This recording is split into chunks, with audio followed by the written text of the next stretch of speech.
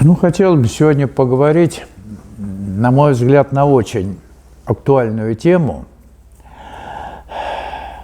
рассмотреть исторический процесс в свете законов духовной эволюции.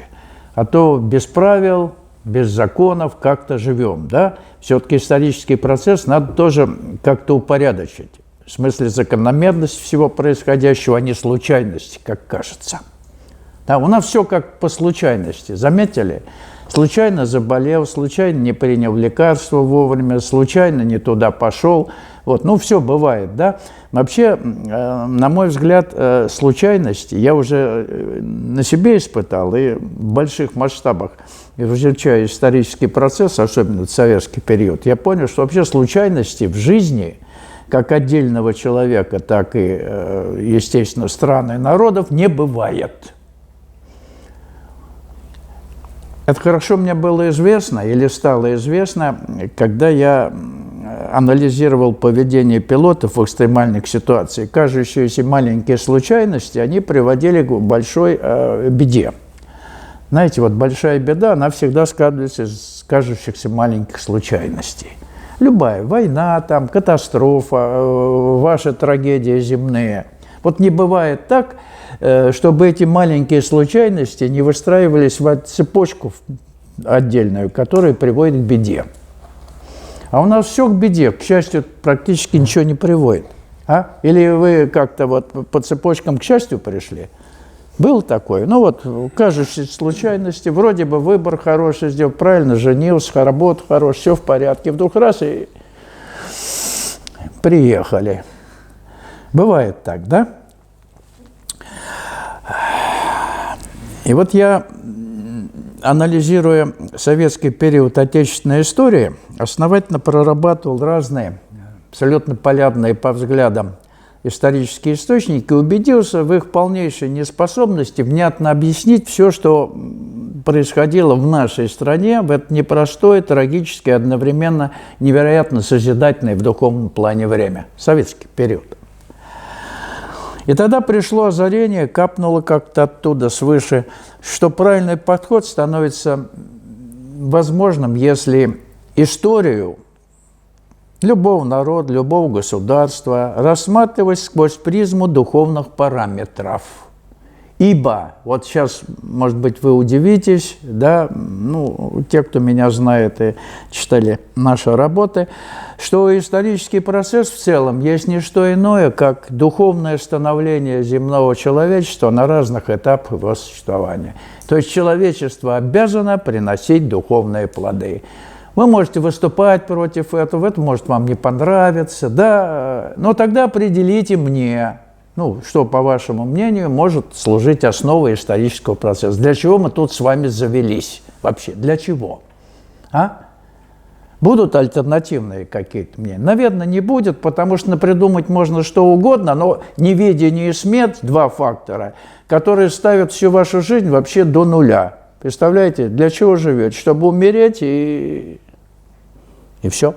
Вот пока мы не победим неведение, то есть не осознаем, ради чего мы сюда пришли и по каким законам нам надлежит жить, и пока не победим смерть как таковую, в физическом теле там понятно, смерть она просто неизбежна, но существуют иные варианты сознательного существования, которые открыты и даны нам были с приходом Спасителя 2000 лет тому назад. Он говорит, хватит валять дурака, пора перестать умирать. Вот. До тех пор, пока вы смерть не победите, хотя бы психологически для начала, в момент духовного рождения, происходит победа психологическая над смертью. То есть вы, когда на первый план выходит ваша истинная сущность, сразу доподлинно знаете, всегда были, есть и будете. Вы представляете, вот психологическая победа над смертью. Но это стартовая площадка, потом дальше продвижением направления обретения жизни вечной. Вот той самой структуры, которая, не важно на каком плане бытия, но по оставлению душой физического тела может перейти куда угодно. То есть вы не потеряетесь без потери памяти и индивидуальности. Хорошо? Интересно?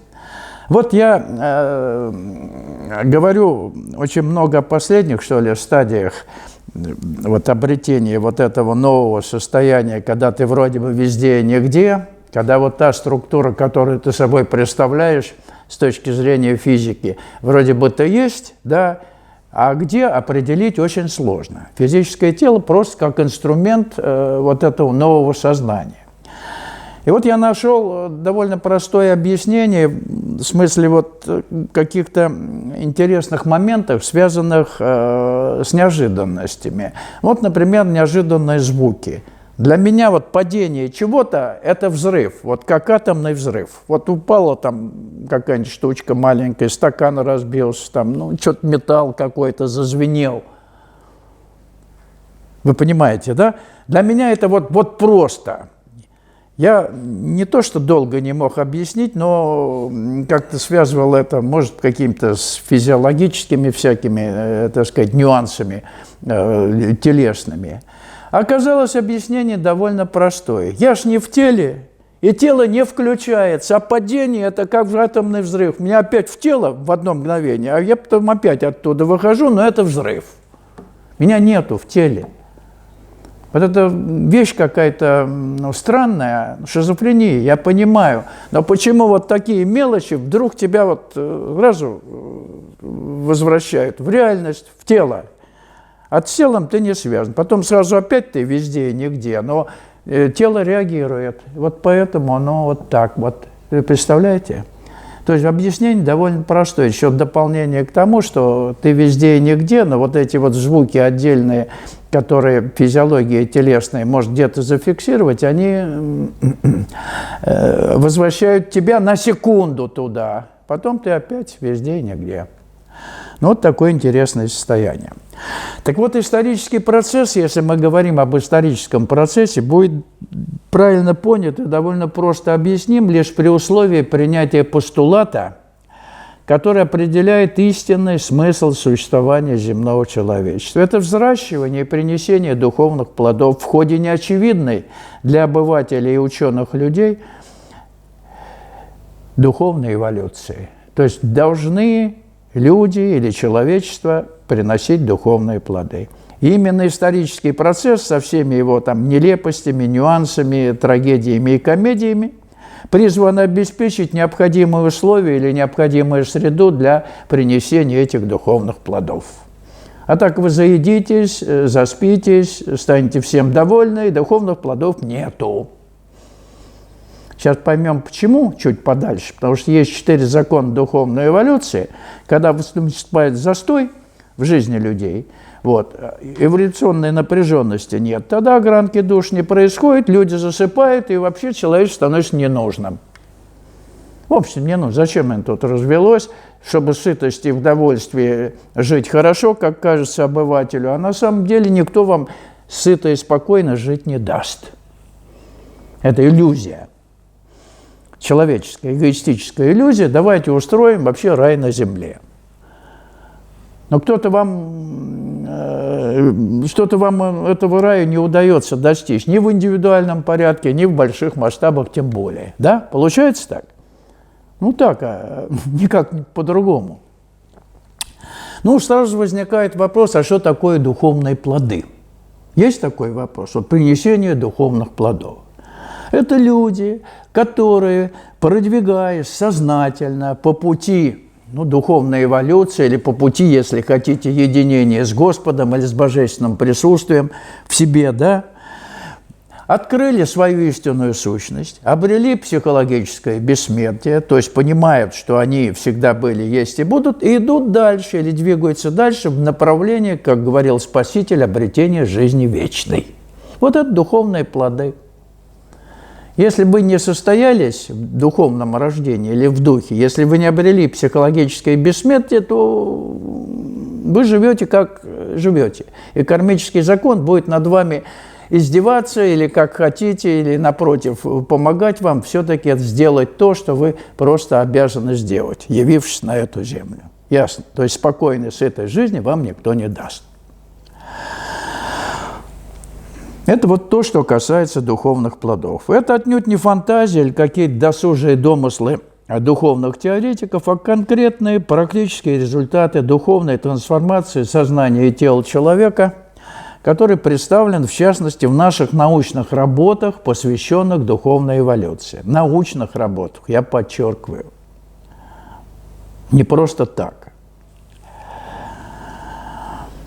И как следует, не только из евангельских откровений спасительно, но и из заслуживающих внимания других пророчеств, когда духовное плодоношение в земном человечестве иссякнет, и человечество земное окончательно демонизируется, или все будут счастливыми и радостными, и будет рай на земле. Вообще рай на земле не предусматривается. Вот в теперешнем состоянии сознания людей, ну откуда рай-то возьмется, а? Сознание разделительное, все вы эгоисты, да, и как вот сделать мир под себя, чтобы всем он нравился? Так не бывает. Вот решили накормить сытостью, по 2 машины дать, там еще там, по женам и наложницам, и, ну, кормить вас хорошо, но все равно где-то внутри, ну, что-то не так, да? Есть или нет? Вот не так. Или у кого-то все так, только смерть мешает. Вот, ну, если бы смерти не было, то и так было бы хорошо. Но вот тут смерть, она же ведь штука такая, ну, реальная, болезни и прочее, что от нее деться некуда. Надо как-то это побеждать. Вы поняли, да? В угол загнано человечество. Вас не удовлетворишь ничем, пока есть смерть и пока есть бессмыслица в собственном существовании, пока вы не осознаете, для чего вообще вы живете. Ну, на мой взгляд, это так. Вот.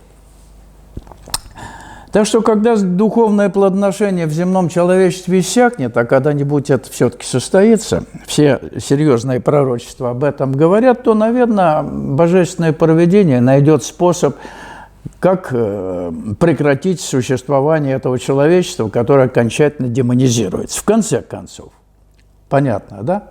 Сейчас мы еще в стадии демонизации, но не окончательной. Так что есть шансы принести духовный плод. Вот. Вы, наверное, знаете, если не знаете, я хочу вам напомнить, что вот та самая жизнь, органическая жизнь, или жизнь живых существ на планете практически 5 раз как бы, ну, прекращалась с небольшим числом оставшихся особей, потом, которые как-то размножались и вновь жизнь возобновлялась. Не знаете, да, 5 раз это было. 5-е – это исчезновение динозавров. Ну, размножилось слишком большое число особей, которые мешали жить остальным. Вот. Сейчас тоже население Земли сколько миллиардов? 8,5 уж точно. Размножились и мешают жить друг другу. Вы представляете? А? Значит, наверное, грядет 6-й катаклизм, ну, в конечном счете, который каким-то образом, ну, уменьшит поголовье людей или переведет человечество на новую стадию духовной эволюции с изменением сознания. Пока сознание ментальное присутствует, ничего нового в этом мире вы не увидите. Это пустая химера. Придумывать какие-то варианты положительные нашего будущего. Вот когда меня просили по бриксовским всяким документам позитивный сценарий написать вот, будущего человечества для того, чтобы мы объединились и в позитивном направлении куда-то двигались, я сказал, что позитивный сценарий возможен только при условии появления нового человека или новых людей. Потому что люди с теперешним ментальным сознанием никакого позитивного сценария не ждите, его не будет. Вы можете фантазировать на эту тему, ну, сколько угодно. Это ваше дело. Но мы видим реальную жизнь, и реальная жизнь, она, в общем-то, практика подтверждения теории. Вот видим на практике, что происходит. Так что все ваши сладкие теории, они, увы, разбиваются о реальность. Жестокую или жесткую, если хотите.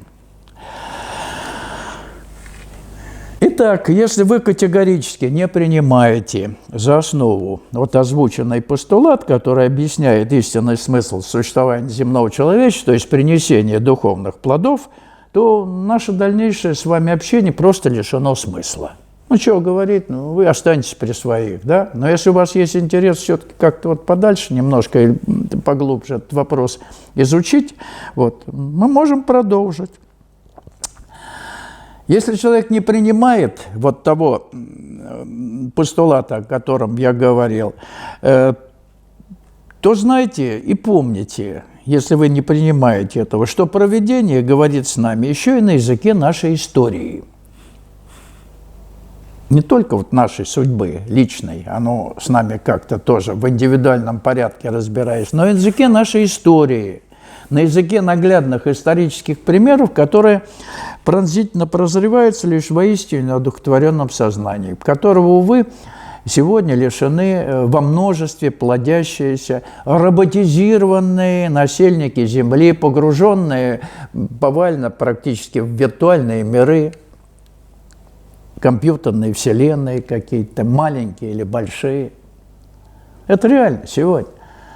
Сегодня не увидишь человека, который бы вот шел, не заглядывая вот в молитвенник, который он вынимает сразу же. В метро это 100% всегда. Вот я пример приводил, станция Китай-город, да, когда два встречных поезда с пересадкой, вот с платформы на платформу, прыгали через эти самые, через скамейки, падали, там сталкивались.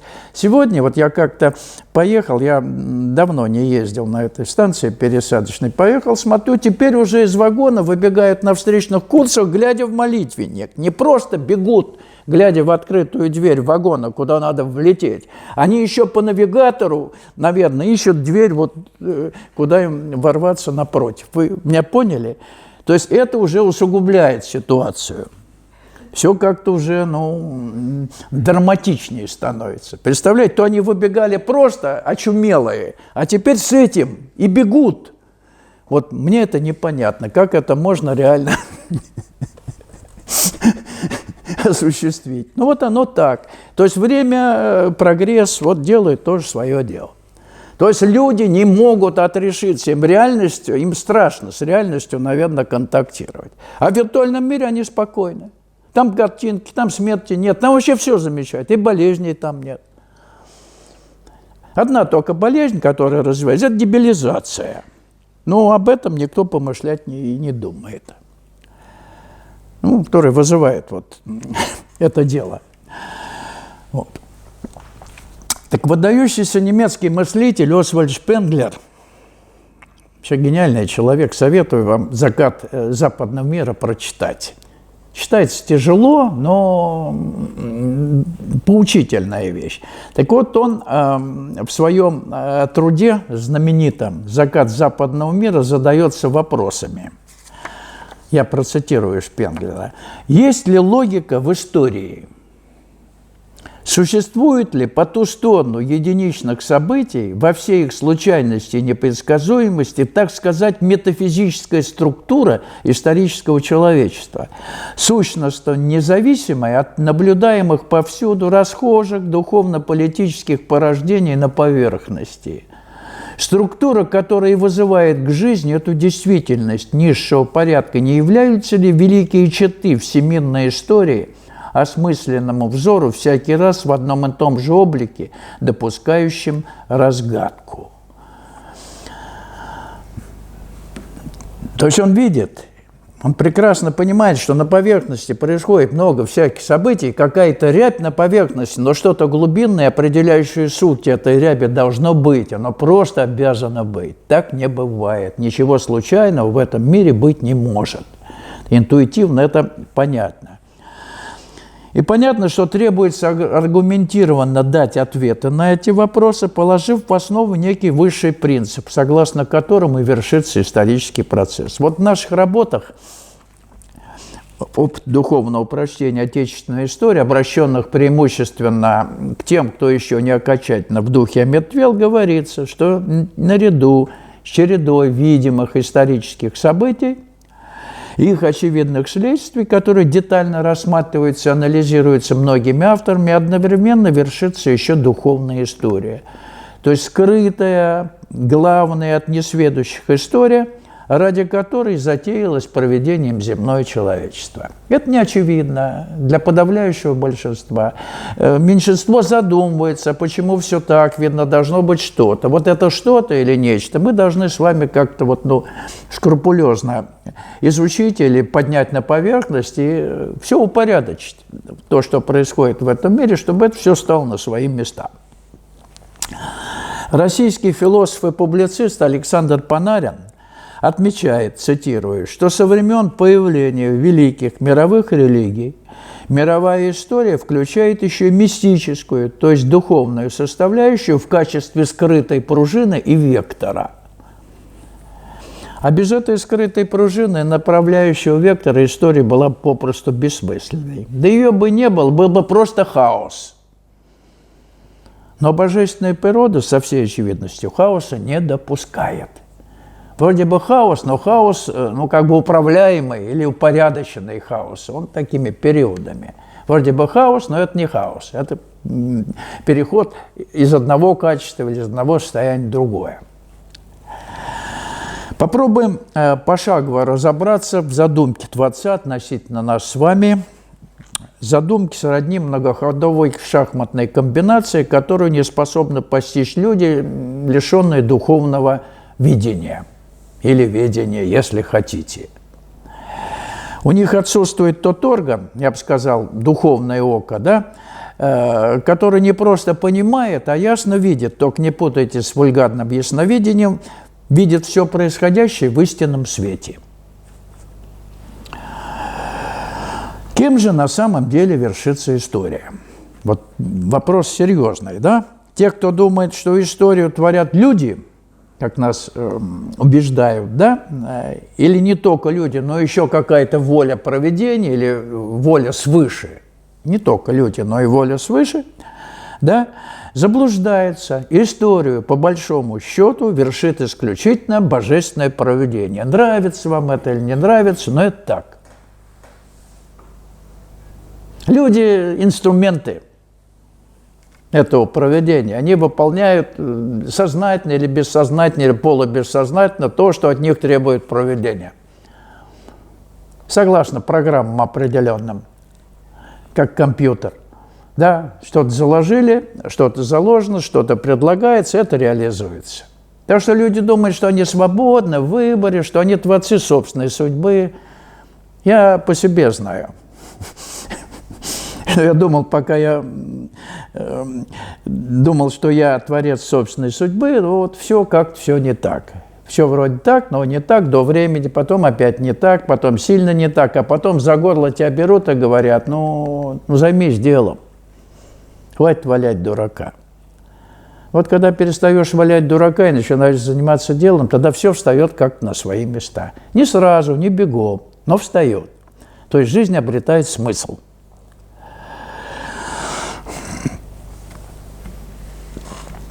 Так что история вершится исключительно волей провидения, по замыслу провидения и по его непреложным законам. Потому что беззаконной жизни не предполагается. Должны быть определенные законы, по которым вершится исторический процесс. Понятно, наверное? А люди, еще раз повторяю, всего лишь инструменты, в большинстве своем бессознательные. Они вроде бы вершат историю, все это на поверхности, но на самом деле это инструментарий Творца или провидения для того, чтобы что-то вот в этом мире хотя бы творилось и было как-то упорядочено. Так что люди – невольные марионетки самых разных воль, включая враждебные, дурные, заставляющих часто совершать абсолютное непотребство, совершенно необъяснимые, порой не укладывающиеся в рамки здравого смысла поступки. Вот. И примеров тому предостаточно, что-то мы все это видим. И до тех пор, пока человек, работая на пути сознательного постижения Господа, если хотите, или сознательного ваяния себя в сотворчестве с божественным провидением, полностью не соединится со Всевышней волей, вот той единой волей, он в прямом смысле этого слова себе не принадлежит. Должна быть одна воля, Одна воля высшая, твоя человеческая, должна с ней воссоединиться. Вот что нужно, вот что требуется от нас в процессе работы на пути сознательной эволюции. Тогда решаются все вопросы. Ты свободен. Вы-то думаете, что вы свободны в выборе, когда у вас есть варианты выбора? Вот тут-то вы в ловушку и попадаете. А когда выбор без выбора, вот тогда вы свободны, у вас голова свободна. Вы просто живете нормальные, совершенно правильные вещи делаете. Представляете, вот человеческая логика, она обычная, ментальная. Чтобы у меня выбор был, 2-3 варианта, какие-то вот вещи, чтобы я мог лучшую выбрать. Да. Вот мы до сих пор все выбираем. Лучшую жену, лучшую работу, да, лучшую болезнь или лучшего врача. Ну, в общем, у нас все время все лучшее. Кажется, что мы выбираем. На самом деле кармический закон нас очень жестко подводит вот к той точке, когда ты понимаешь, да, я без тебя ничто. Без кого без тебя? Ну, понятно, да? Вы как-то смотрите на Бога чисто утилитарно, да? Пошел, помолился, попросил, обязан дать. Что Он вам даст? Ну, то, что дает, то и берите.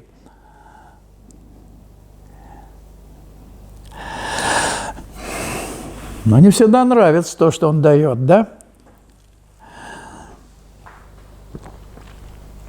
Так что до тех пор, пока вы действительно не объединитесь с той высшей волей, которая есть, существует на самом деле, и в процессе работы на пути сознательной духовной эволюции вы способны с ней объединиться, вы в прямом смысле этого слова, повторяю себе, не принадлежите. Я познал это на собственном опыте, поверьте, у меня есть что с чем сравнить. Я говорю, какое имею право говорить на эту тему, я просто знал, кем я был, и кем можно стать, и кем стал.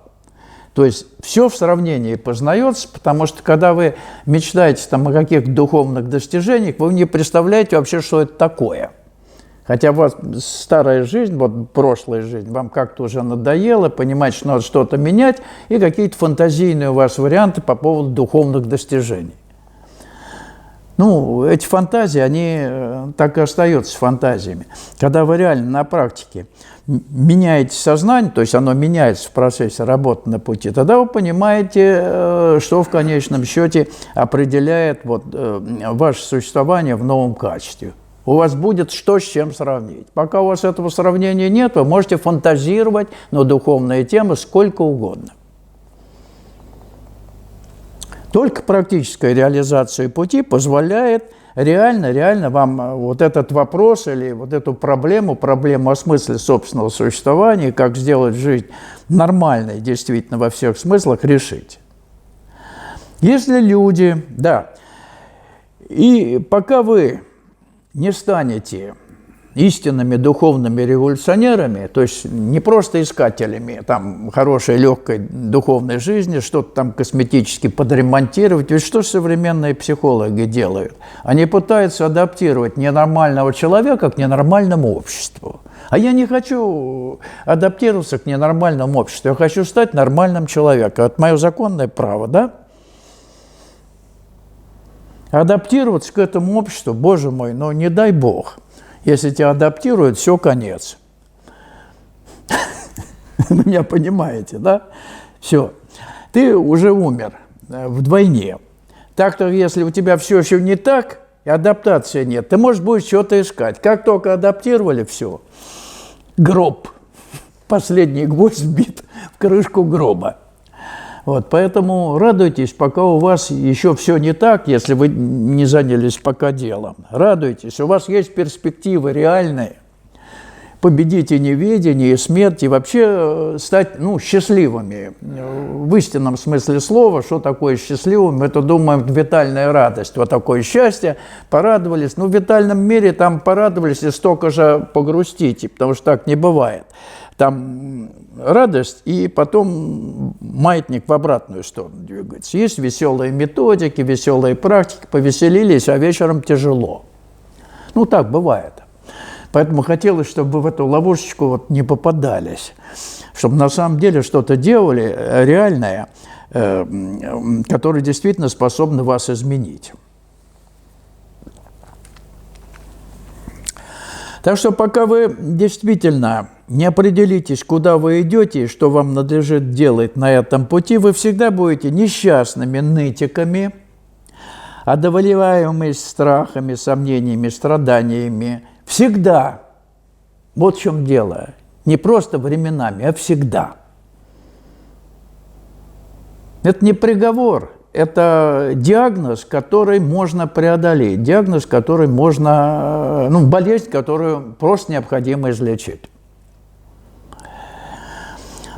Если инструменты, то бишь люди, плохие или несовершенные, искажают своей волей, своими замыслами, замысел проведения, то оно, проведение, время от времени, вмешиваясь, вносит коррективы в исторический процесс, необходимые коррективы, причем посредством все тех же людей, инструментов, разрушая зачастую их же руками неугодное ему.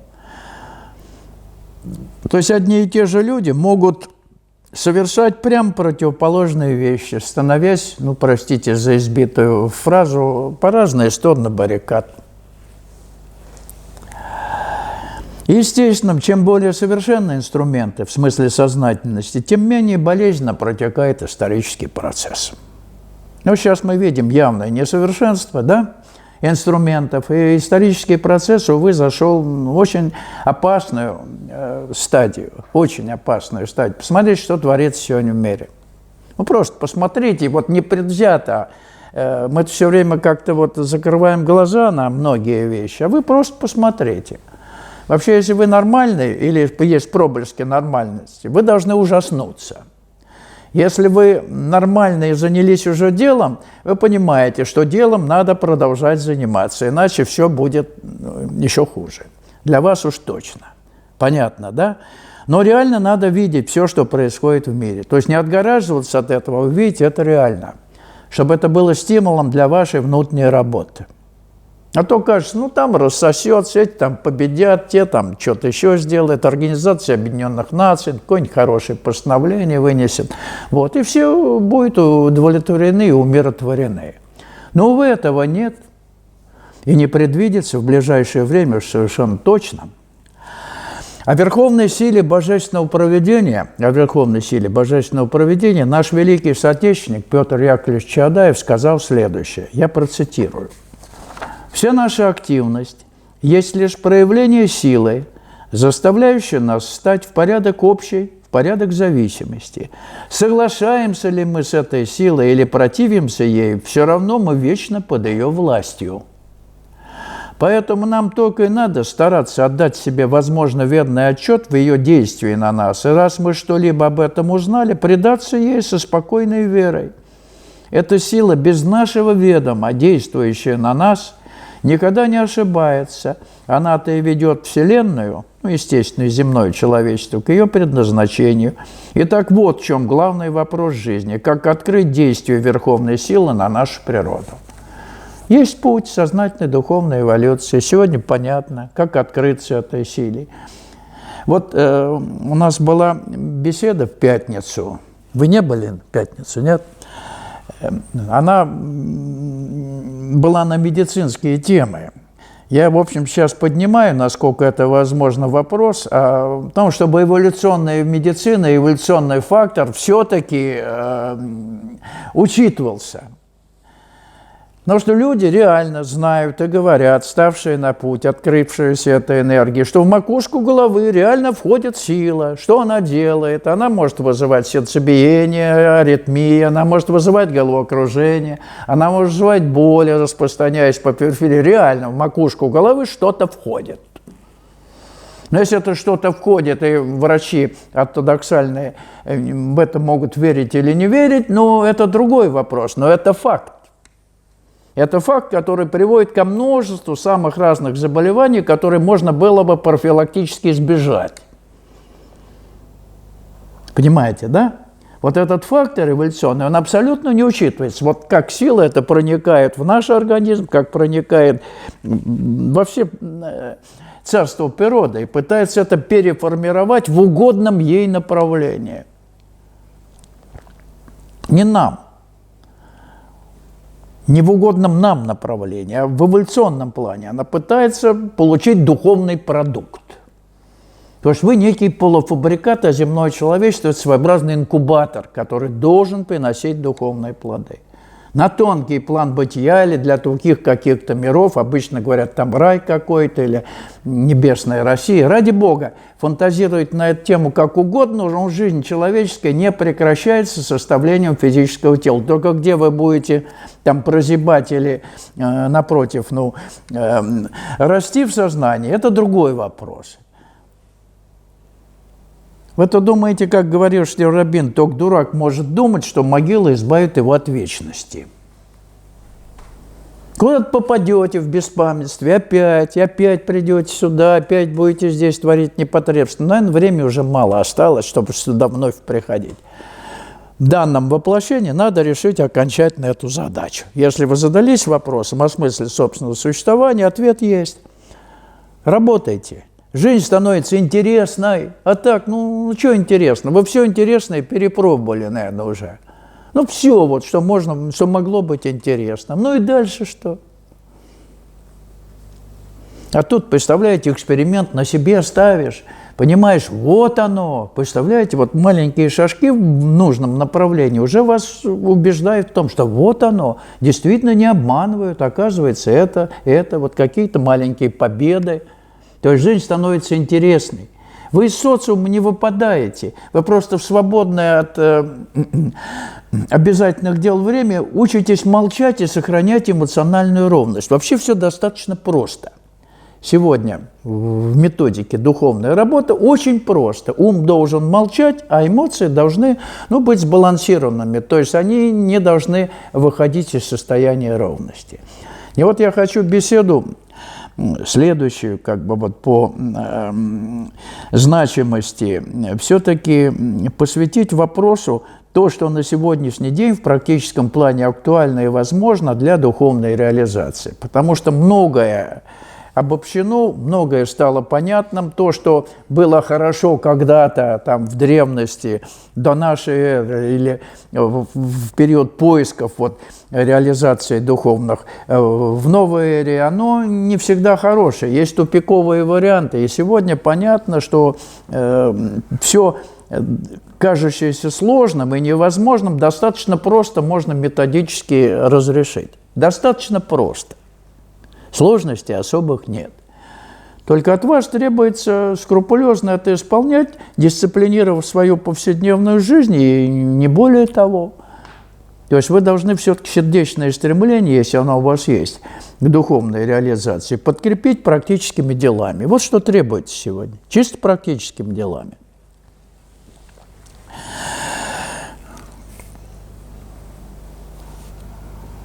Итак, если воля провидения определяет течение истории или исторического процесса, то из этого следует, что исторический процесс не имеет и не может иметь альтернатив, то есть каких-то иных вариантов течения. Мы-то думаем, что в какой-то момент история могла повернуться в совершенно другую сторону, да, не придя к власти эти ненавистные большевики, не Ленин там, и все, если бы он утонул там, когда Зайцев где-то стрелял, то история вообще пошла в другом направлении. Не утонул он, когда Зайцев стрелял. Он был выбран инструментом проведения для совершения определенной работы. Вообще Ленин спас Россию. Вот тот самый тяжелый момент, когда она подверглась распаду, вообще все рассыпалось. Когда Временное правительство пришло к власти, а сейчас говорят, победа была в войне, вот оно, еще чуть-чуть, в империалистическую войну мы бы выиграли, мы, в общем-то, столько жизней положили на это дело. Вот еще чуть-чуть, и тут помешали этой победе.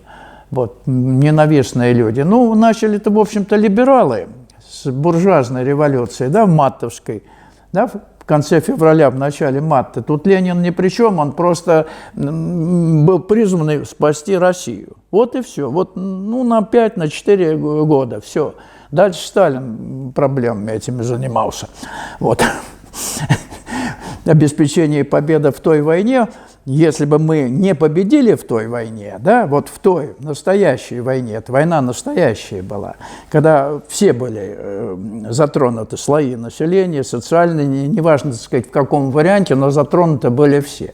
Если бы не было победы, то не было бы нас сегодняшних сытеньких, таких вот хороших, пушистеньких, это точно.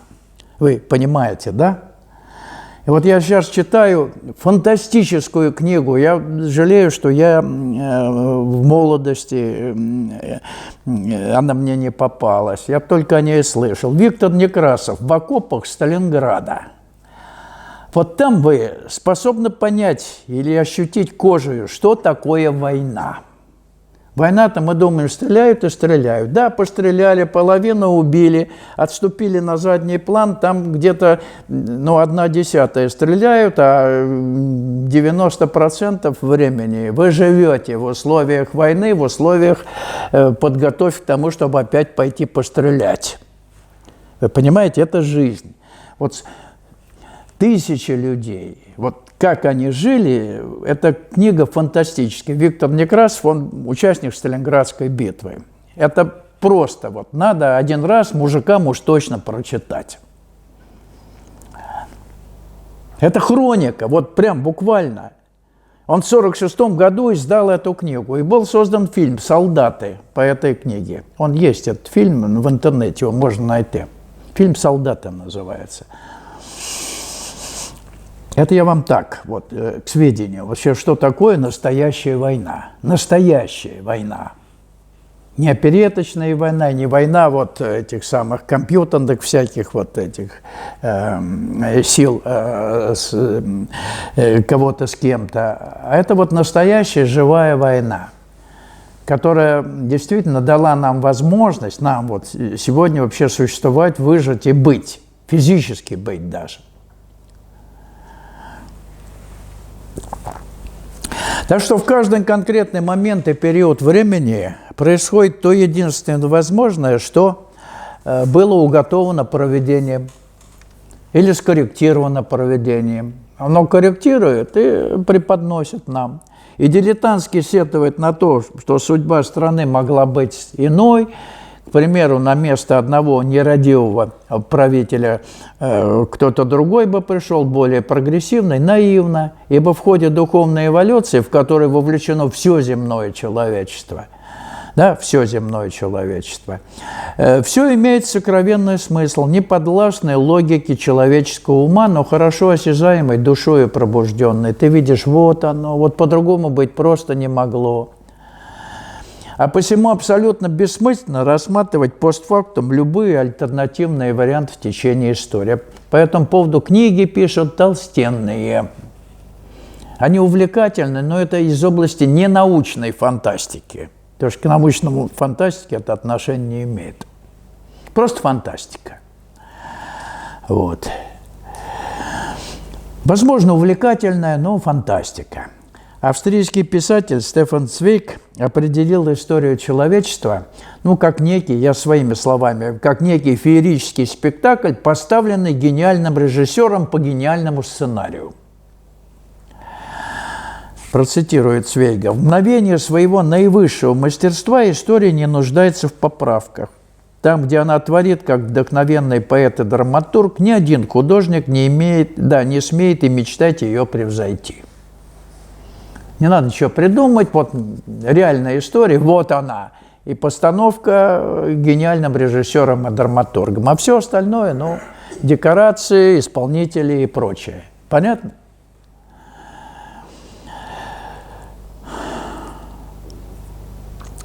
Безальтернативность будущего косвенно подтверждается исследованием так называемого эффекта бабочки в квантовом, то есть субатомном мире. Довольно тонкий эксперимент был проведен с использованием совершенного или суперсовершенного квантового процессора учеными США Биньяном и Николаем Синицыным. Они показали, что модельные изменения прошлого, то есть они ушли в прошлое, там, ну, какая-то задача была поставлена, ушли в прошлое. Они умеют это делать, вы же не специалисты в этих вот вещах, что-то нажимать и придумать виртуальных. Они что-то изменили в прошлом, и запустили опять этот процесс в том направлении, в котором он как бы шел вот по первому варианту.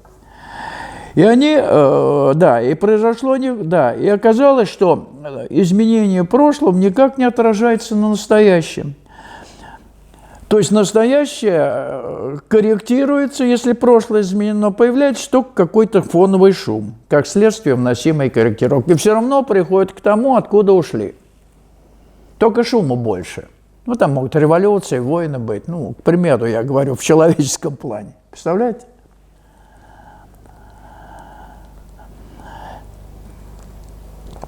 Так коль настоящее остается неизменным, то можно предположить, что в природе, на тонком, субатом, что ли, уровне, где проявляет себя скрытая метаисторическая пружина, направляющего вектора истории, имеет место постоянная кармическая корректировка воли и проведения нежелательных отклонений от генеральной линии исследования.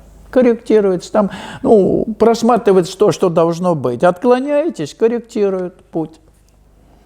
Мы хотим прямолинейно текущий исторический процесс, там, в коммунизм, как к светлому какому-то там храму мира. Вы понимаете, да? Проведением прописаны определенные этапы. И если есть уклонение от определенных этапов, то смысл проведения вкладывает в наше существование от принесения духовных плодов. Как только духовное плодоношение оскудевает, вносится корректировка. Болезненная корректировка.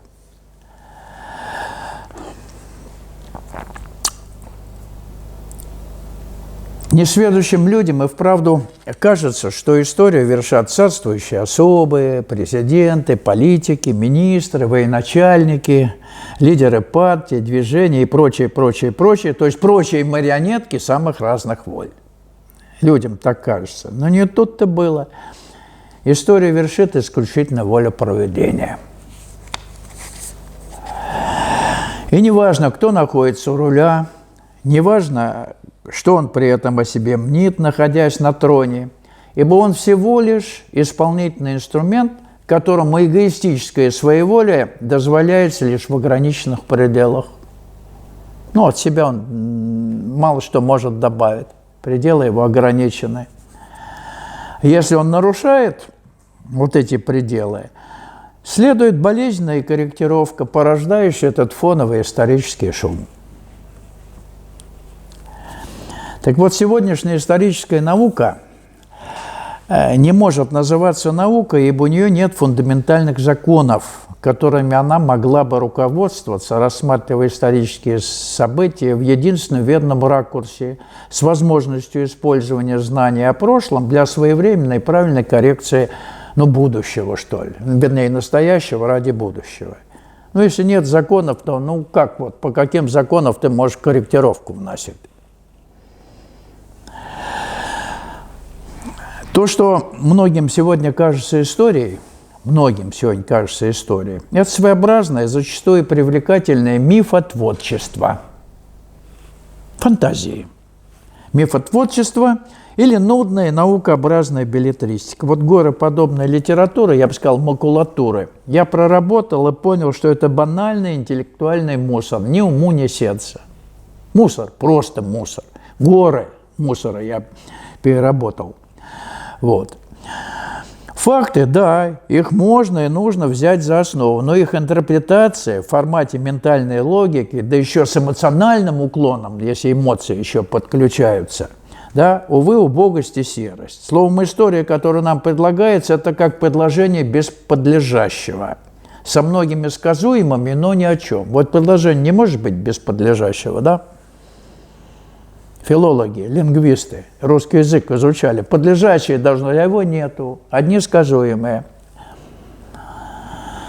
Одна болтовня на околоисторические темы. Так вот, история может стать наукой лишь тогда, когда у нее появятся основополагающие метаисторические законы, которые определяют истинную цель существования человечества и предполагаемый конечный результат. Вот тогда можно как-то говорить или структурировать все происходящее в историческом процессе. Только тогда целостный объективный взгляд на все происходящее в земном человечестве станет нормой. Отсюда становится понятно, что пока история не наука, то есть у нее нет исторических законов, по которым она могла бы анализировать происходящее, она ничему не может научить. Мы все время говорим, история ничему не может научить. Да потому что законов у нее нет. Чему она может научить? Понятно, наверное. Не может ничему, ибо болезненные уроки прошлого анализируются историками, политологами и прочими исследователями исключительно на интеллектуальном уровне, изучаются лишь следствия, а главное не видится, то есть откуда вот эти следствия проистекают. А повлиять на следствие, не влияя на причину, это пустое занятие. Так же, как вот вы все время будете больными. Вам симптомы какие-то устраняют, а главное заболевание базовое у вас остается при вас всю оставшуюся жизнь. Это хроническая эволюционная недостаточность. А все остальное производное этой одной большой болезни, которой страдает все земное человечество. Понятно, да? Вот. Эти специалисты, которые анализируют историю лишь последствием, то, что, так сказать, является следствием каких-то глубинных скрытых процессов, а это следствия политические, экономические, военные, культурологические и прочие, они не затрагивают базовые причины. А базовые причины – это системный духовный кризис. То есть человечество перестает плодоносить духовно. Системный духовный кризис приводит вот к краху во всех вот основных направлениях деятельности человека. Памятуя о причине, или вернее, памятуя об истинном смысле существования человечества. Нет плодов духовных, все рушится. А посему прошлые исторические события становятся в лучшем случае лишь добротными музейными экспонатами, которые демонстрируют полнейшую человеческую беспомощность перед силами провидения. Вот и все.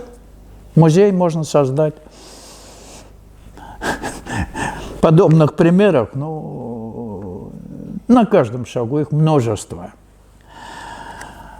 В 1917 году, если помните, по изучению истории, да, буквально в 3 дня слиняла, набиравшая было промышленные обороты, Богом охраняемая Российская империя. В 3 дня. А в 1991 году скоропостижно скончался или испустил дух великий, могучий Советский Союз, экономическая держава номер 2 в мире.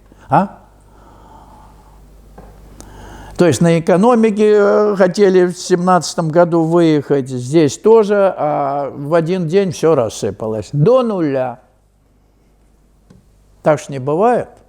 Значит, какой-то иной скреп или идея, та, которая должна была как-то это солидарно держать, рухнула.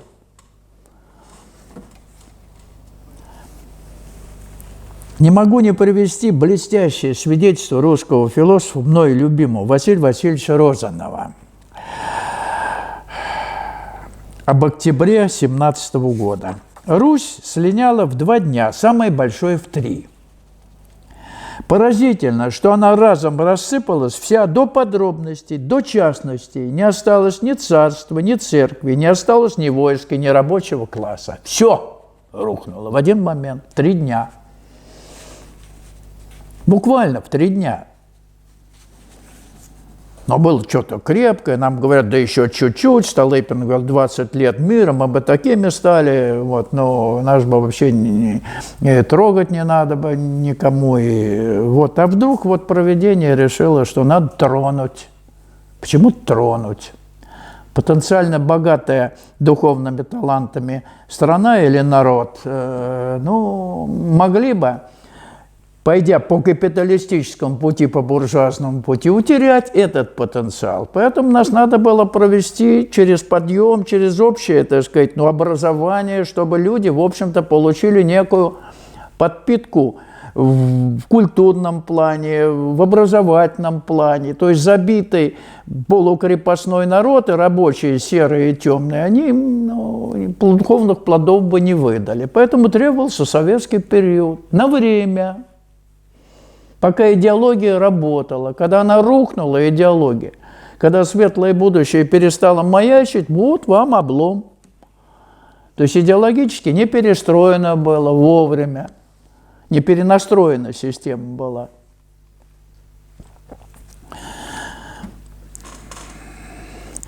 Как-то в телевизионном шоу с участием видных ученых, политологов и экономистов действительный член Российской академии наук, историк Юрий Сергеевич Пивоваров, автор фундаментальных трудов по истории политической культуры России XIX-XX веков, много наговорив, он много говорил, я был свидетелем этой передачи, в конце концов честно признался, что, цитирую его, «ума не могу приложить, почему в 17 году в России произошла революция. Все изучил. Уверенно шли в капитализм, и тут на тебе». Ну, вот видите, академик Российской академии наук, историк. Вот ума не может приложить, честно признался, все изучил. Мне было смешно. Я и так думал, что он вообще весьма недалекий человек, но тут он вот меня порадовал, он признался в этом.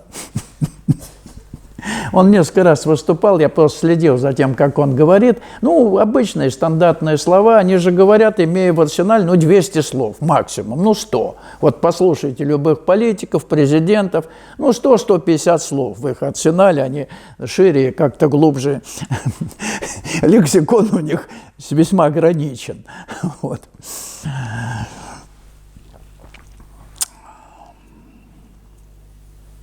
И когда так называемым специалистам об их неверном методологическом подходе пытаются сказать люди, которые наделены истинно духовным прозрением, то это вызывает у них лишь кривую и презрительную усмешку. Они все знают, они все изучили. И Бог им судья, конечно. Это интеллектуально состоятельным людям неведома самая малость. Вот чуть-чуть неведомо, зачем они появились на земле. Вот если их спросить, и все.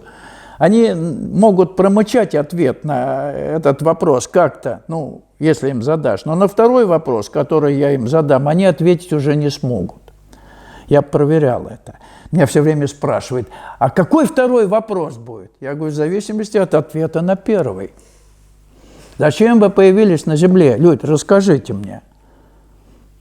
Умные люди, академики, состоятельные люди. Вы болтаете языком, вот все у вас известно, только вот непонятно, для чего вы тут появились. Вот малость, чуть-чуть. Представляете? Но это на самом деле малость. Но люди на это внимание даже не обращают. Они думают, что они будут жить вечно. Но на самом деле, да, есть ощущение того, только где и как будешь жить, но смерть физического тела, люди думают, что они ее могут избежать. Это умирает вокруг, а у них этого не произойдет. Непонятно, почему они так уверены. Но сегодня погружение в виртуальные миры, вообще в компьютерные миры, еще больше уверенность, создает, что они будут жить вечно. Они почему-то, конкретный человек имеется в виду, не все. Вокруг умирают, но я буду жить вечно. Вот такие интересные вещи. Отсюда понятно, что не может быть пророков в своем Отечестве, что, в частности, наглядно продемонстрировала судьба фактически заживо похороненного великого отечественного мыслителя Петра Яковлевича Адаева, с горечью вопрошавшего, цитирую, «Во Франции на что нужна мысль? Чтобы ее высказать. В Англии, чтобы привести ее в исполнение. В Германии, чтобы ее обдумать. У нас ни на что. В России. На все российское прозападно настроенная интеллигенция смотрит как на что-то доморощенное, а следовательно убогое и никуда не годное. Вот и докатились. Что своего ничего нет, оказывается. Даже чайников нет, холодильников. Я не говорю там более серьезных. Нету ничего, оказалось. Вот сейчас как-то пытаемся восполнить, да, этот пробел. Жизнь заставила. А так вроде все было нормально, только ничего своего, оказывается, нету. И раз там что-то перекрыли, и чай пить нечего, чайник, все Витек там или еще какой-то чайник. Хороший чайник, я вот купил нормально, лет 10 у меня работает. Не знаю, отечественный только на газ, если ставить, обычный. А чайник электрический работает, хороший. Вот. Эти вот все чайники кончатся, чем будете вот кипятить чай? В чем? Ну, китайцы, наверное, поставят что-нибудь. Ну, одноразового или там, ну, не многоразового пользования явно. Вот. Что же касается правильности выводов из уроков истории, соответственно, предложений по корректировке будущего, то они должны делаться прежде всего в направлении упреждения духовного краха или идеологического краха, если духовную идеологию, духовную и идеологическую сторону как-то объединить.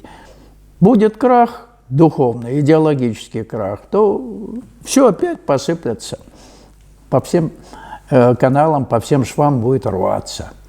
То есть нужно предпринимать действия в направлении упреждения духовного краха. Это уже не искусство политики или экономика, это неизмеримо большее. Понятно, да? А то у нас на экономике выехать, на политике, там, на еще на чем-то.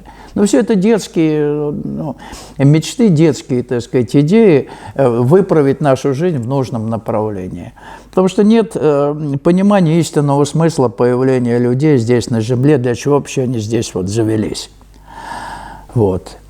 А где взять такого некупленного златом и не подверженного либеральным ценностям руководителя государства, который мог бы это органично чувствовать, то есть вот духовный кризис, и притворять это в жизнь, чтобы этого не допускать? Он должен быть вообще-то. Где взять? Ну, не знаю. Ищите. Должен быть.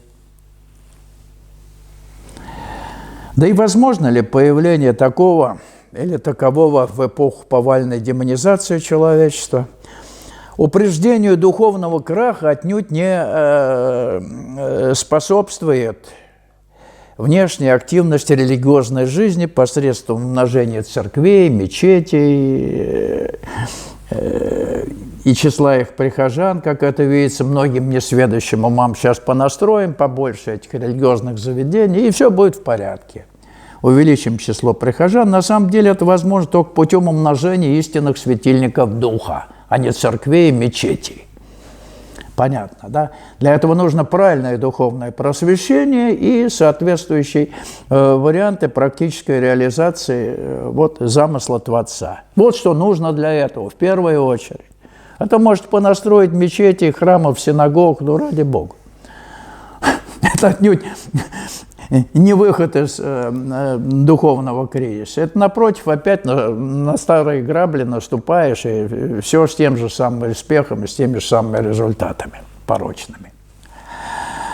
Это уже проходили и не в первый раз. Так вот, всякому историческому процессу соответствует своя динамическая или провиденциальная, правильно сказать, целесообразность, обусловленная сочетанным действием 4 основных законов духовной эволюции с целью создания и поддержания продуктивной эволюционной напряженности в земном человечестве. Той самой напряженности, которая призвана во что бы то ни стало обеспечить духовное плодоношение. Но каковы же эти непреложные законы, согласно которым вершится проведение духовной эволюции, давайте после перерыва мы их озвучим. Да? Готовы сделать небольшой перерыв? Готовы? Ну да, вставайте, делайте. Делайте перерыв.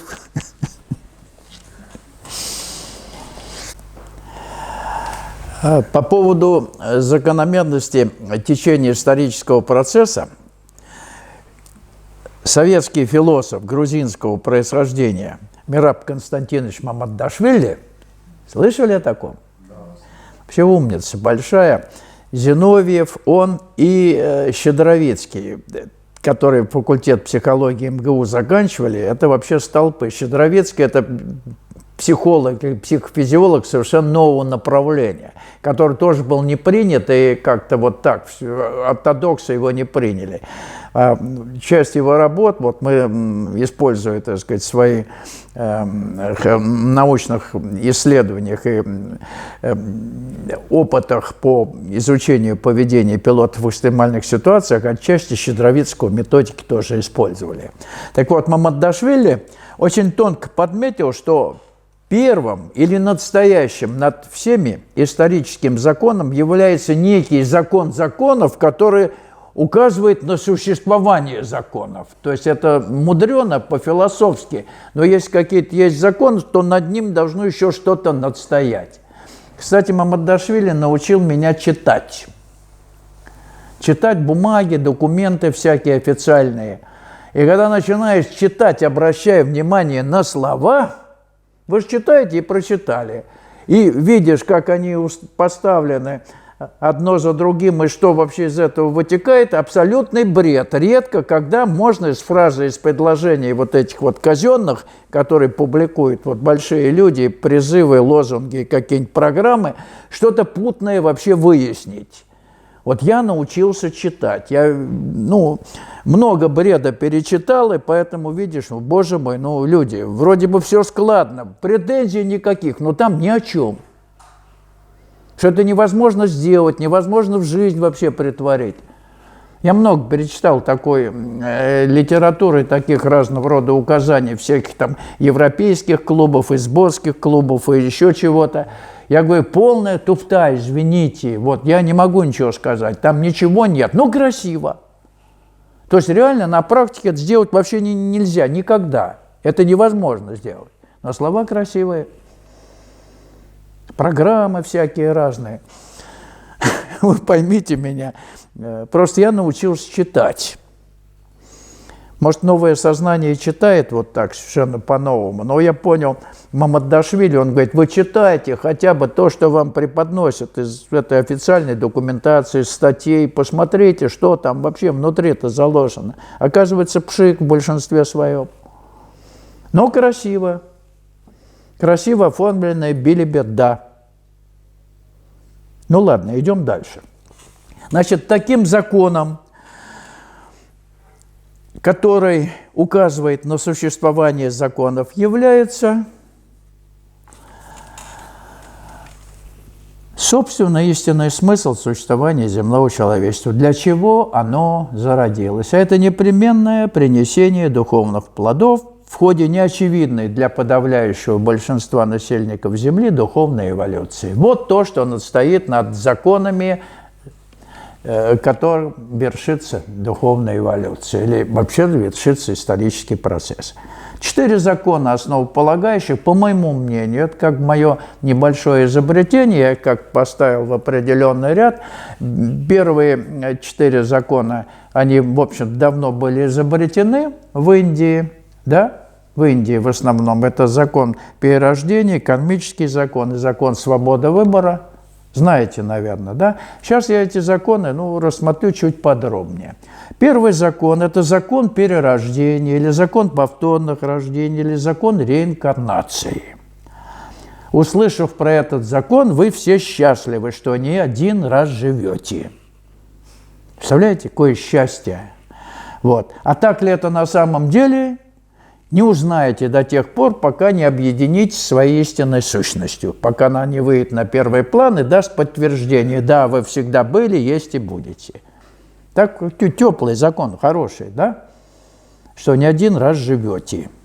Этот закон позволяет одной и той же душе, вовлеченной в процесс духовной эволюции, в течение нескольких человеческих жизней, в разных физических телах, в разных социальных условиях, постепенно совершенствоваться, обретая при этом все большую сознательность, которая способствует скрытому росту души. Вот такой закон, хороший, замечательный, логичный, да? Вот. Иначе как можно объяснить, что все люди рождаются, вот ребенок родился, они все должны быть как-то вот с чистого листа устроены, да, окажется, они разные все, почему-то разные. Откуда? Значит, до того что-то было. Где было, как было, давайте умолчим, но что-то было. Да? А иначе были все одинаковые.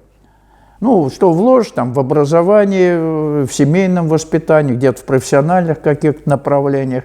Вот. А так бы вот стартовые позиции у всех одинаковые. Нет, вот все почему-то разные. Ну, в христианстве отменили этот закон где-то в начале IV века, просто отменили, хотя в евангельских текстах он просматривается как само собой разумеющийся. Помните историю Спасителя, когда ему задали ученики вопрос, почему вот родился ребенок слепым? Либо родители его согрешили, либо он согрешил. Но согрешить он мог только в прошлом воплощении, понятно, чтобы родиться слепым. А Иисус ответил, говорит, не он, не его родители, это дабы явилась воля Господа, воля Божия. Вот так он ответил. Значит, никаких вопросов по поводу того, что до этого он дед когда-то рождался и пришел опять на землю, не было. Также его спросили, вот прежде твоего прихода, вот как Спасителя, должен же был прийти этот самый Илья пророк, а бы Илья уже приходил, это Иоанн Креститель. Да? Ну, то есть пришел в другом облике. То есть вопроса на эту тему не было. Но что касается официальной религии, политизированной религии, то надо отменить закон реинкарнации. Просто вот живи сейчас в этом мире смиренно и спокойно, не трогай власть, попадешь в рай. Будешь плохо себя вести, попадешь в ад. То есть одноразовое пользование церковью вот здесь на земле было утверждено, что вы один раз здесь используетесь. Почему все по-разному как-то используются, объяснений не было. Понятно. То есть закон перерождения или закон реинкарнации, закон повторных рождений – это нормальный закон. Это первый закон духовной эволюции. Душа должна пройти огранку в разных социальных условиях, в разные времена. Понятно, да? Так что неоднократную смену душой и физических тел с эволюционной точки зрения просто необходимо. И если не принять этот закон как данность, то говорить о духовной эволюции, ну, просто абсурдно. Согласно закону перерождения, смерти, как она мыслится обывателем, не существует. Так и просится назвать этот закон законом несуществования смерти. Хороший закон. Закон несуществования смерти. Вообще, такое счастье, да? Вот он какие законы преподносятся, а вы все недовольны. Второй закон – это закон обязательной реализации причинно-следственных связей или кармический закон. По большому счету, этот закон определяет становление бытия в целом. А что же касается конкретного индивида, то есть нас с вами, то действие кармического закона сводится к тому, что все происходящее с человеком в течение жизни есть совокупное следствие его поступков, речей, мыслей и деяний, рождаемых им как в данном воплощении, так частично и в прошлых. Там бывает тоже кое-что натворишь, и приходится вот отвечать сейчас. Ну, в этом воплощении. Бывает же такое. То есть непроработанные вещи, они должны прорабатываться. И надо сказать, что вот сегодня с увеличением как бы числа, с ускорением процесса реинкарнации, то есть учащается рождение, очень долго в очереди не стоят, не ждут на следующее воплощение, да? Как-то очень быстро все реинкарнируются. Понятно, что не от хорошей жизни сюда вновь человек приходит на землю. Значит, что-то наделал не то, в сильной степени не то. То есть каждое следующее поколение рождающихся детей – это ученики, не выучившие главный урок жизни. То есть на повторный экзамен, на переэкзаменовку, ну, в общем, с проблемами. То есть сегодня беспроблемно рождающихся нету. Все с проблемами. Причем чем дальше, тем больше. Чем чаще реинкарнации, вновь ты сюда приходишь, там сложнее твоя судьба. Ну, такой закон. Чего не поделаешь. Состоявшийся духовный продукт сюда уже не приходит. То есть делать нечего тут. Не накапливаются духовные плоды на земле. Задача выполнена, ушел, где-то там, что делаешь, это другая уже тема, об этом не будем говорить, фантазировать не надо. Но не пропадете. Если сюда вновь не придете, сделали то, что нужно сделать, не пропадете уж точно. Вот. Это удивительно мудрый закон, кармический закон, который призван обеспечивать развитие индивидуальной души в направлении духовной реализации. И до тех пор, пока индивид не выйдет на такой уровень самоидентификации, когда он сможет сознательно изменять свою судьбу, то есть сознательно эволюционировать, действие кармического закона будет носить жесткий, болезненный, обучающий характер. Очень жесткий. И чем дальше, тем более жесткий характер будет носить действие этого закона. Страдание попускается проведением исключительно в педагогических целях, при нарушении индивидом требованиям духовной эволюции или забвении, или непонимании им истинного смысла собственного существования.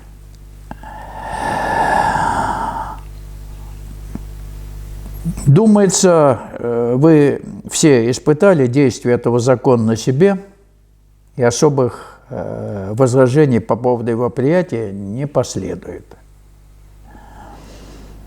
Надо сказать, что согласно этому закону безвинно, зря и без толку никто не страдает. Так не бывает. Да? Это безвинно пострадавший. Так не бывает. Это закон.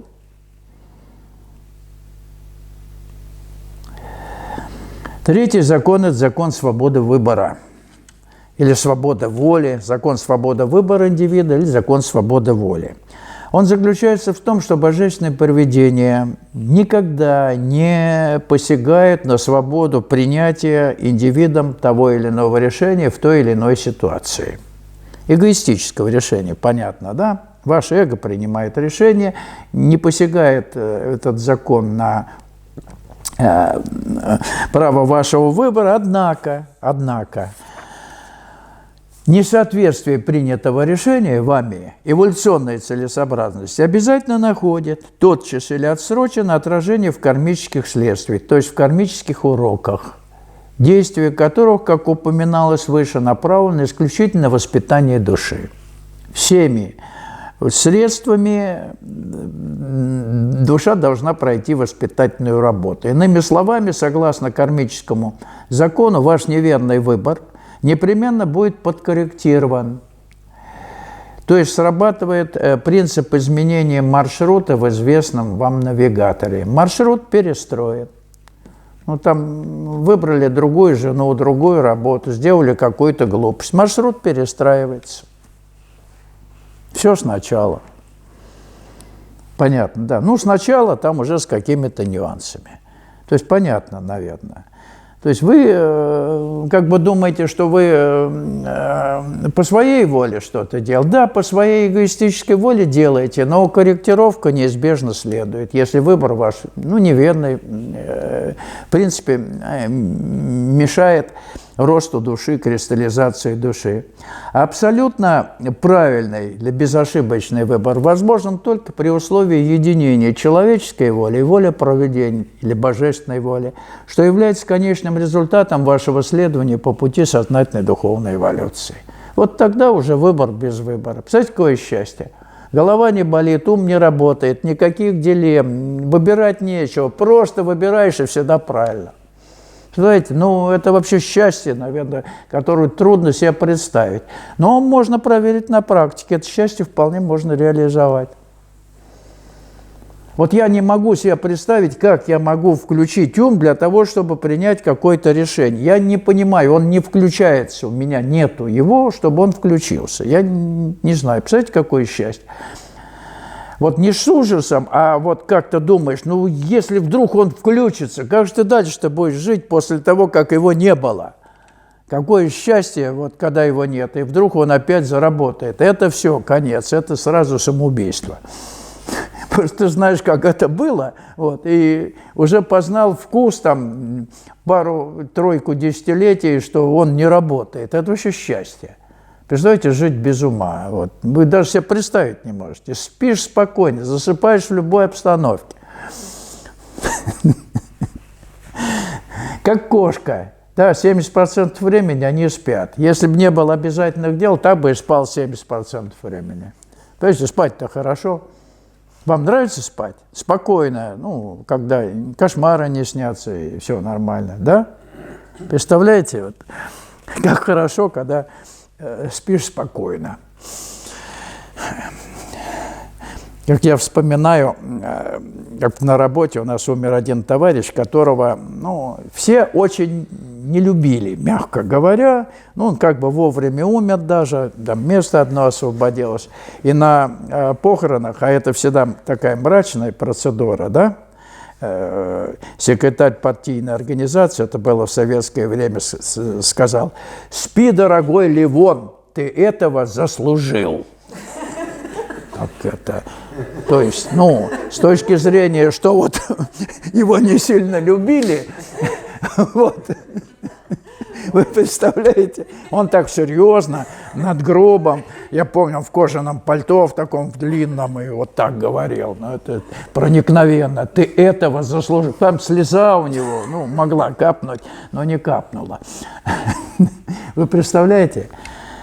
Да, еще вот по анекдоту, вот анекдот, наверное, знаете, да, только пришел человек на работу, устроился, и сразу похороны на другой день. Вот. И, ну, и он тоже вынужден идти на похороны и спрашивает, ну, как вот, по какому поводу, что за человек, вот, от чего он умер.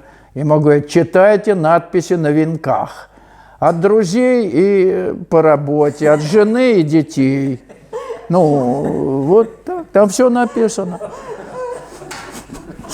Представляете? Мне так понравилось, говорит, читайте, тихо.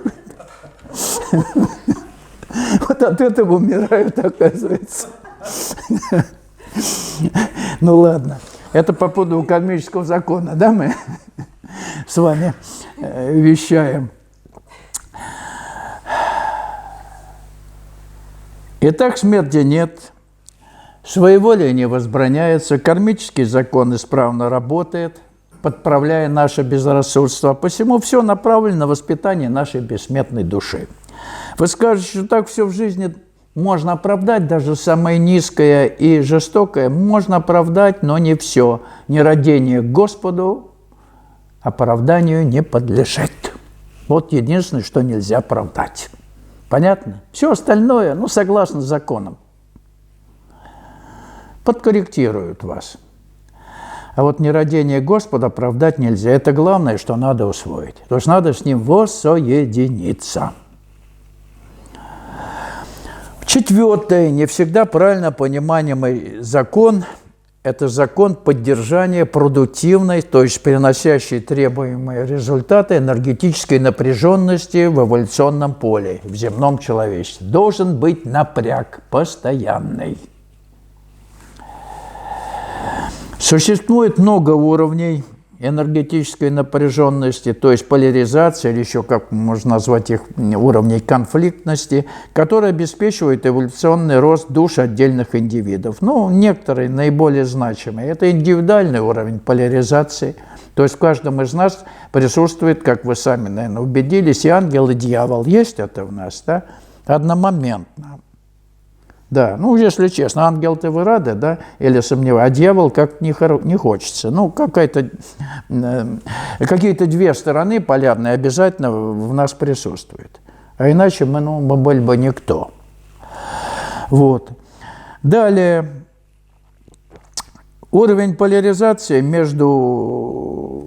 внутрисемейный уровень поляризации, в социальном мире индивид и социум поляризация, внутрикорпоративный уровень поляризации, межнациональный, межгосударственный, межконфессиональный, межрасовый.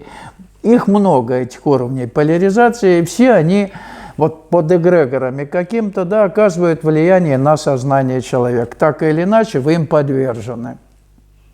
Влиянию этих уровней поляризации. Вообще работа на пути сознательной духовной эволюции, вот в практике молчания ума, в частности, заключается в том, чтобы отсечь эти уровни поляризации, выйти на прямой контакт с высшей силой, чтобы вам не фонило все остальное. Понятно, да?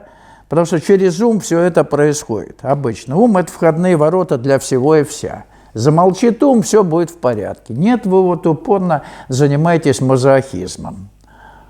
ну, ум вас изматывает, и вы все равно его включаете, все равно какие-то темы, которые бередят вашу душу, доставляют вам неприятности, все равно вы как-то вот, ну, мазохизмом занимаетесь. Есть такое? А? Самоистязанием каким-то, через ум, потому что по-другому вас истязать невозможно. Только через ум. Вот ум должен замолчать, вообще-то. Но это в практическом плане уже речь идет. Так вот, в мире, в котором мы живем, а мы живем в этом мире, да, который нас окружает, поляризовано все. Все искрит. Вообще все. А представляете? Хотелось, чтобы все было тихо, нормально, но это закон такой. Искрить должно все. Порой, когда глядишь на происходящее вокруг, и с нами создается впечатление, что люди пришли в этот мир только для того, чтобы делать друг другу гадости и портить друг другу жизнь. Ну, начиная с семьи даже. Вот только для этого люди тут и собрались, вообще на земле. И все эти призывы, будьте толеранты, будьте там гуманны, там еще что-то. Ну, слова хорошие, но поляризация. Искрит все. Гадости друг друга делают все, на всех уровнях. Почему-то, да? То есть Ветхий Завет не работает, или работает только Ветхий Завет с карающими всякими там санкциями.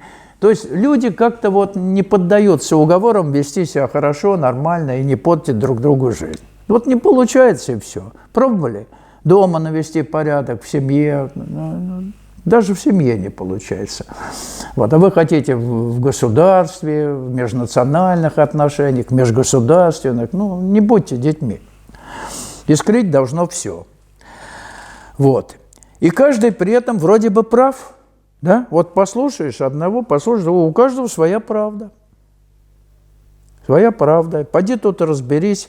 И так будем считать. Все 4 базовых закона духовной эволюции нами приняты. Вот эти 4 закона, по которым развивается исторический процесс. Это закон духовной эволюции. Вот они, законы. Интересующемуся обывателю, без сомнений, придется по вкусу закон перерождений, то есть закон несуществования смерти, закон свободы выбора. Это хорошие законы. Не умираю, делаю, что хочу. Да? Ну, были бы они, вот эти 2 закона, определяющими, вы бы были вообще счастливыми людьми. Ну, обывателю так кажется. Вот. А вот кармический закон, закон неминуемой расплаты за содеянное не в пользу развития души и закон поддержания энергетической напряженности в эволюционном поле, законы, не сулящие вам спокойной, сытой жизни, хочется проигнорировать. Но они есть, они законы, и ничего от этого, да, и никуда от них не деться. Они просто есть, это надо помнить. Законы не действуют избирательно, действуют сочетанно, все вместе. Это же хорошо, да? Или не очень? Ну, законы. Ну, хорошо или не очень, там закон всемирного тяготения. Да. Ну, он есть, и тут законы есть. Надо их знать для начала хотя бы. Духовное просвещение обязано все-таки поставить на свои места, чтобы люди знали, почему у них так все плохо или не всегда хорошо. Ну, надо знать это. Чего добивается от нас вот нечто, о чем мы забыли и не хотим признавать. Действуют они только сочетно, так предусмотрено провидением и направлены исключительно на воспитание души в угодном Господу направлении, не в угоду нашим. И при анализе исторического процесса принцип поляризации, вот о котором вот мы говорили, да, имеет решающее значение. Потому способность исследователя видеть позитивное в, казалось бы, негативном – это главный инструмент постижения подлинной истории. Видеть позитивное в негативном, кажущееся так, ментальному сознанию негативному – это главный инструмент постижения подлинной истории, ее движущих сил, которые работают в итоге на реализацию божественного промысла. Отсюда следует, что все без исключения исторические события, в том числе даже самые несправедливые по человеческим меркам, самые несправедливые и якобы незаслуженные людьми, есть не что иное, как необходимое благо для обеспечения духовного прогресса отдельных индивидов в ходе бессознательной эволюции стадной. Так что чем хуже, тем лучше. Парадокс, да, в ментальном сознании? Или не очень? Ну, понятно, наверное. Вам сделали все хорошо, духовного роста нет. Нате вам какое-нибудь событие. Раз, и в вашей жизни персональной что-то рухнуло, и в больших масштабах войны, катаклизм. Понимаете, да? Вот оно вот так, это надо знать. Правда, это обстоятельство ни в коей мере не может служить оправданием зла, которое люди творят намеренно, причиняя боль и страдания другим людям. Это, да, за все творимое зло человек несет соразмерно его деяниям и последствиям персональную кармическую ответственность. Так что закон кармического воздаяния за совершаемым человеком прегрешение никто не в силах отменить. Следует добавить, что видимая или событийная часть исторического процесса, вот то, что мы видим, то, что описано, то, что анализируется, является лишь отражением крупномасштабных изменений, роста, падения или застоя духовной активности людей. Именно духовной активности людей. Либо рост, либо падение, либо застой. И вот внешняя часть, внешние события зависят именно от этого. Осознание этого факта способно прояснить многое из, на первый взгляд, нелогичного в историческом процессе, что не находило приемлемого объяснения в сугубо логической системе координат, вне всякой логики. Ну почему это произошло? Все было хорошо, все было нормально, на тебе облом по всем статьям. Объяснение достаточно простое, если иметь в виду и принимать за основу истинный смысл существования земного человечества, ради чего оно здесь, на Земле, в общем-то, и состоялось. И в отечественной истории, да, и осознание этого факта способно прояснить многое, я уже говорил, на первый взгляд, из того, что кажется нелогичным в историческом процессе. Во времена духовных кризисов провидение безжалостно оперирует человеческими массами, просто безжалостно. Это поначалу кажется похожим на стихийное бедствие, ну, какая-то стихия. Однако этот процесс всегда управляем и контролируем свыше. Всегда. И в отечественной истории это хорошо просматривается при погружении государства в смуту и выходе из нее. И не имеет значения, кто в эти времена находится у власти. Не важна фамилия, имя, отчество, ибо коррекция исторического процесса занимается исключительно божественное провидение. А люди или те, кто у власти, кормила власть, это всего лишь исполнительные инструменты. Вот и все. Хорошие или плохие – это уже другой вопрос. Но исполнительные инструменты. Из вышеизложенного следует, что правильная позиция в исследовании истории – это отсутствие какой-либо субъективной позиции, только факты, рассматриваемые в русле законов духовной эволюции, в русле духовной эволюции ее сочетанно действующих базовых законов. Позиции никакой не должно быть у исследователя, никакой субъективной позиции. Вот тебе все, что произошло, вот тебе закон духовной эволюции, вот это все объясняет. Ради Бога, тогда будет правильный подход. У Творца нет той или иной позиции. Он запустил исторический процесс, и временами, когда грубо нарушаются законы духовной эволюции, он вносит в него коррективы. Вот и все. Вот некоторые говорят, а вот как же так? Вот мы как-то действуем не так. Вот где здесь воля Творца?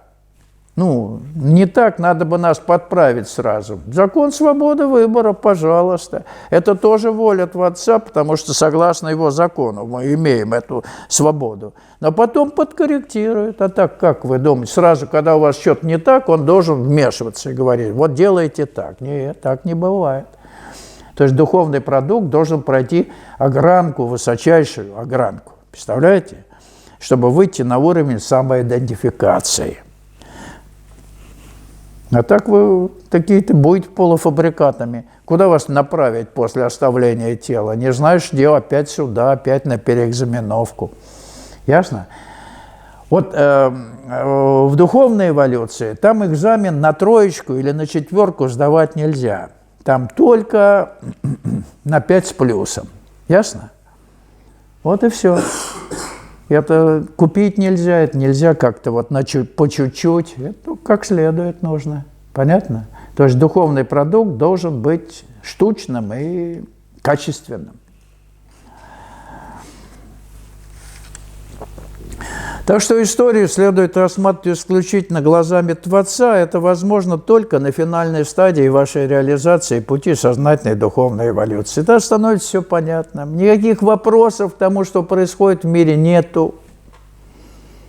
Все заслуженное, все в педагогических целях делается.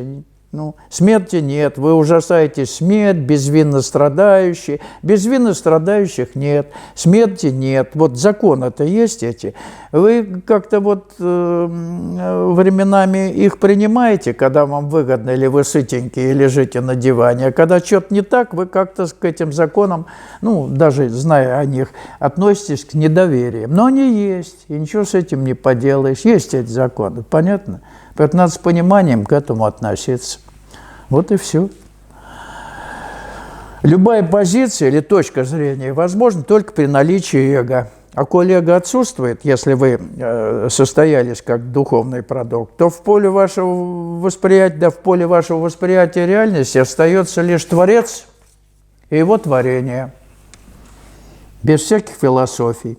Великое благо не иметь позиции и не быть на чьей-то стороне. Тогда вы абсолютно свободны в своих суждениях без боязни ошибиться.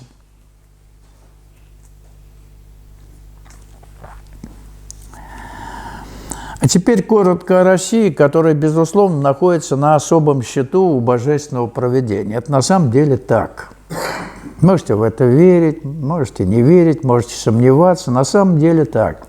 Ибо Россия – это единственная страна в современном мире, большинство населения которой, независимо от национальной принадлежности, имеет глубоко укоренившуюся духовно-прогрессивную психогенетику, то есть потенциальные духовные возможности у большинства населения России, они имеются.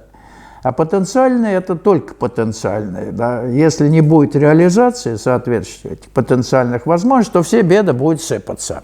Ясно, чтобы поляризация была, и вообще люди просыпались. Нас бьют по полной. Всегда. Во все времена, вот по истории это видно. Вот. Россия – это страна нереализованных духовных талантов, которые множились из поколения в поколение, из воплощения в воплощение, и реализация наших потенциальных возможностей, духовных возможностей, целиком зависит от тех сегодня, кто выбирает для себя путь сознательной духовной эволюции. Остальному, в особенности западному миру, для которого Россия всегда была, то есть во все времена была костью в горле, надо бы благодарить нашу страну, ибо его существование обусловлено нашим существованием. Ясно? То есть Господь еще медлит с концом света, потому что надо здесь, вот в России, еще добрать духовные плоды. А иначе бы он всю лавочку это уже прекратил. Духовное плодоношение возможно только на духовном поле России, вообще-то, если честно. Ну, вы же понимаете, да? Так на меня смотрите.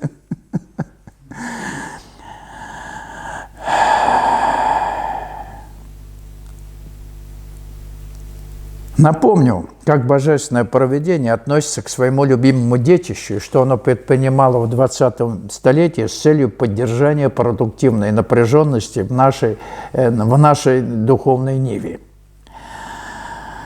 Россия – единственная страна в современном мире, где всего, вдумайтесь только, за 40 лет, с 1904 по 1945 год, произошло такое количество трагических по человеческим меркам событий, унесших жизни десятков миллионов людей, Правда, при этом не забывайте, что смерти нет. Ну, хотелось, чтобы вы это помнили.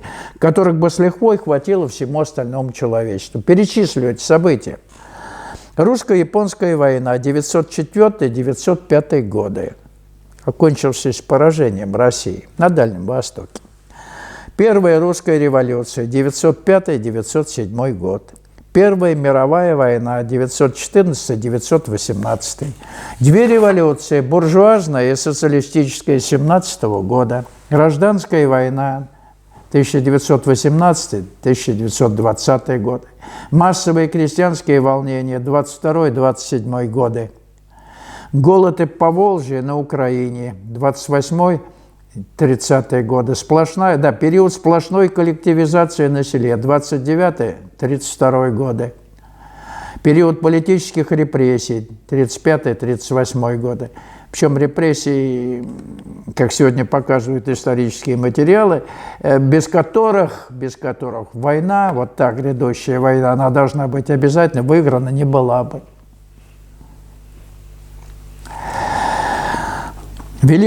Потом война с Финляндией, 1939 год, и Отечественная война, Великая Отечественная война, 41-45. Война с Японией, 45 год, сентябрь. Вот 40 лет всего. Смотрите, это люди одного поколения жили в это время. Знаете, какая поляризация, какие встряски. А в 1991 разразился еще один сокрушительный катаклизм – распад СССР. Вот как провидение распорядилось нами нерадивыми. Сначала в прах разлетелась Российская империя, а затем ее прямой наследник Советский Союз. Генерал-фельдмаршал Миних, немец по происхождению, с 1721 года, занимавший на русской военной службе высокие командные посты, за 2 года до смерти в 1765 году удивительным образом высказался о России. Цитирую. «Русское государство имеет то преимущество перед всеми остальными, что оно управляется непосредственно самим Господом Богом. Иначе невозможно объяснить, как оно вообще существует». Увидел педантичный и наблюдательный немец, что кругом варьё, кругом казнокрады, аппетиты их ненасытны всегда, кто у кормушки. Дураки у власти, а государство, тем не менее, существует. Увидел он это. Только Господь Бог может рулить. Великий русский композитор, открывшийся в своих дневниковых записях, удивительные записи дневниковые, «Музыки как судьба», это еще и как выдающийся духовный мыслитель открылся, Георгий Васильевич Свиридов, естественно, сильно нелюбимый либералами, так определил русскую душу. Русская душа всегда хотела верить в лучшее в человеке, верить в его помыслах, в чувствах. 1000 раз ошибаясь, заблуждаясь, разочаровываясь, она не устает и не перестает верить до сего дня, несмотря ни на что. Отними у нее эту веру, русского человека не будет, то есть вера в лучшее. Ну, для кого лучшее, понятно, как в лучшее, но лучшее то, что должна быть некая справедливость высшая. Понятно, наверное, вот оно лучшее, которое в душе у нас заложено.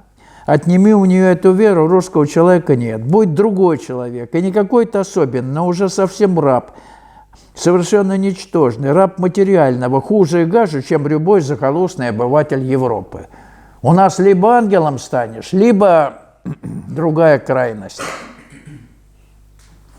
Так же, как в душе человека, оно вот так. Ангел и дьявол, да? В западном мире души усреднены, поляризации внутри нет, идет усреднение. У нас оно вот сохраняется. Сохраняется эта поляризация внутренняя и, соответственно, в народе. Это особый как бы вариант. Это видно.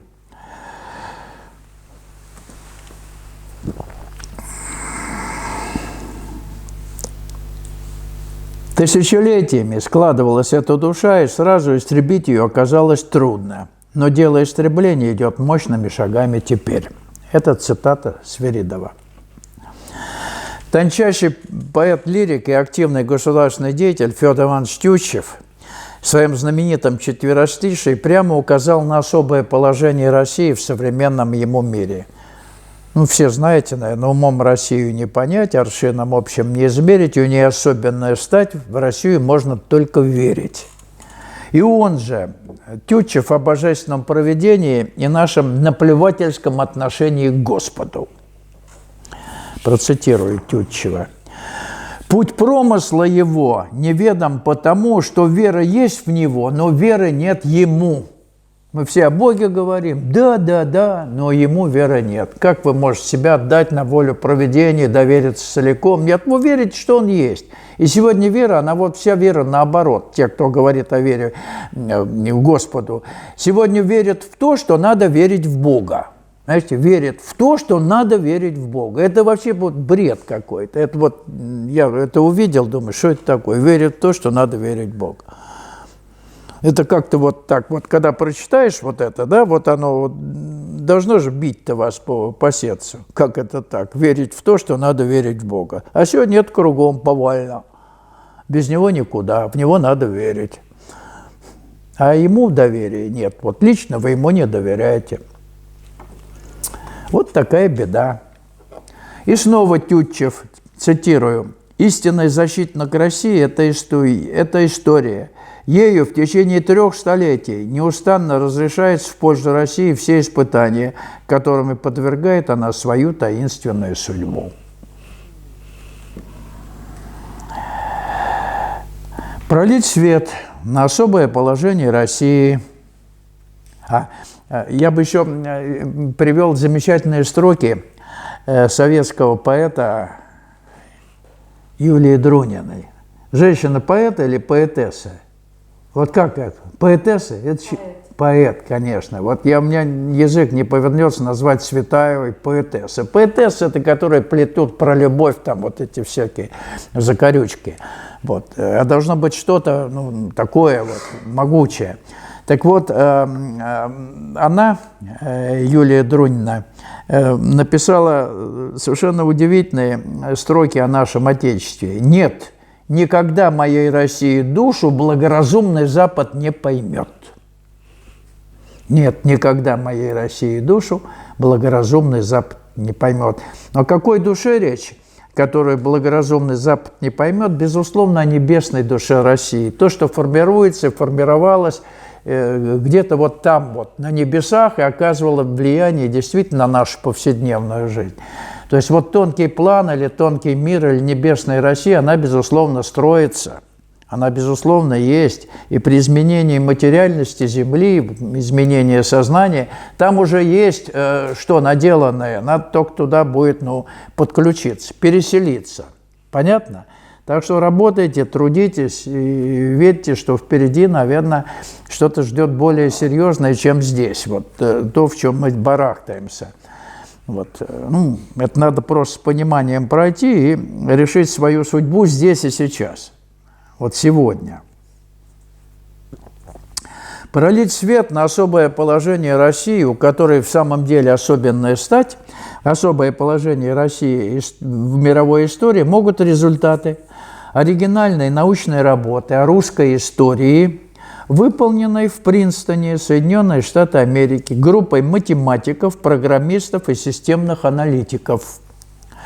Приведу цитату из книги Смирнова. Книга называется «Тропы истории. Криптоаналитика глубинной власти».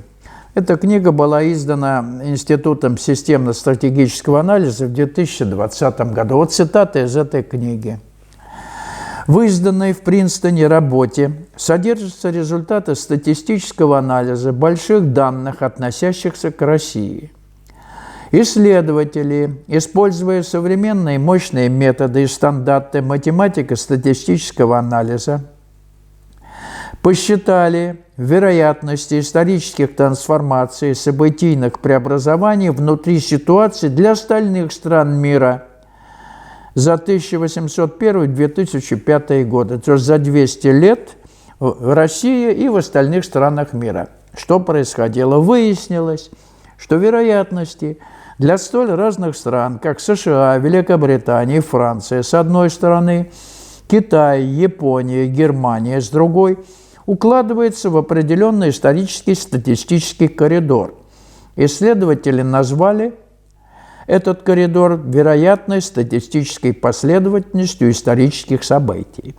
В ходе расчетов выяснилось, что событийная историческая вероятность России лежит далеко за пределами этого коридора.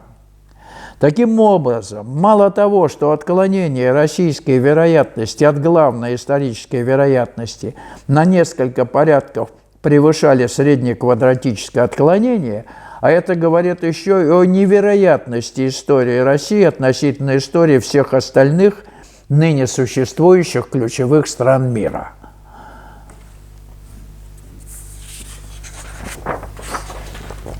Заинтригованные математики решили включить в расчеты еще одну, ныне уже несуществующую державу – Османскую империю. Слышали о такой, да?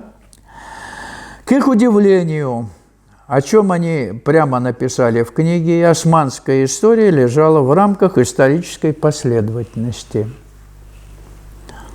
А посему либерально ориентированному сознанию в этом видится проклятие, никак уже не рука божественного провидения. Мы вообще не вписываемся в мировую историю. Проклятие. А духовные плоды у нас сыпались, начиная со средних веков, ну прям вот так вот рождались, как бы на пустом месте, да? Запад был скуден в этом плане и все остальное. А вот в России, вот видите, вот хочешь верь, хочешь нет. Для чего вообще затеялось проведением земное человечество? Вот. Напомню, что наша главная задача при рассмотрении отечественной истории убедительно показать, что любой ее исторический период – это исполнение воли провидения. Поэтому у нас такая кривая история, не укладывающаяся в рамки исторических коридоров всех остальных стран мира. И что же в результате суперумные заокеанские аналитики определили причиной такой кривизны российской истории? Было выделено два фактора. За 200 лет, я подчеркиваю, не последнее время, а вообще за 200 лет. Два фактора до 2005 года, включительно с 1801. Первый связан, цитирую, как заокеанские аналитики написали, с зашкаливающим все мировые нормы количеством злодеев, подонков, негодяев, тупиц и тому подобное в составе российского правящего слоя. 200 лет. А вторым, по их мнению, дополнительным отягчающим фактором является то обстоятельство, что в решающие моменты российской истории, цитирую, волей случая или чего-то иного, никак не волей случая, только волей провидения бывает, по-иному не бывает, оказавшиеся в нужное время, наличные им в нужном месте, умудрялись связываться в глобальном масштабе с наиболее паразитарными, хищническими, деструктивными группировками мировой глобальной элиты.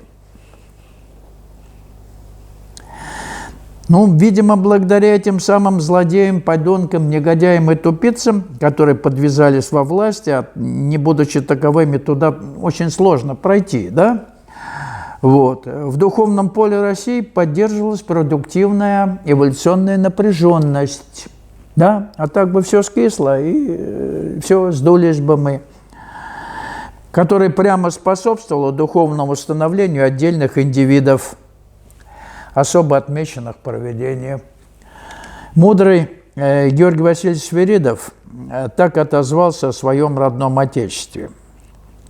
Россия – грандиозная страна, в истории современной жизни которой причудливо сплетаются самые разнообразные идеи, веяния, влияния. Путь ее необычайно сложен и не во всем еще и разгадан. Она всегда в движении, и мы можем лишь гадать, как сложится ее судьба. Ее история необыкновенно поучительна. Она полна великих свершений, великих противоречий, могучих взлетов и исполнена глубокого драматизма. Видите, поляризация мощная в историческом процессе. Мазать ее однообразной, густой, черной краской напополам с экскрементами, изображая многослойную толщу ее народа скопищем дремучих хамов, жуликов и идиотов, коверкать сознательно, опошлять ее гениев, на это способны лишь люди, глубоко равнодушные или открыто враждебные родине. Это апостолы зла, нравственно разлагающий народ с целью сделать ее стадом в угоду Западу. Вот так, Георгий Васильевич Свиридов о нашей судьбе отозвался. Но будем надеяться, что сегодняшняя Россия под управлением Господа Бога выйдет из очередного глубокого духовного кризиса и явит заблудшему миру пример стойкости и героизма на поле духовной брани. Надеюсь, как это он не раз делал в нашей истории, в отечественной истории. Надеемся на это. Трудиться будем. Спасибо за внимание. Все. Видите, как все просто в современном мире. А вы говорите, сложности, ничего не поймешь. Да все понятно, чего вы. Не знаю, куда уж понятнее-то. Ну, спасибо, вставайте.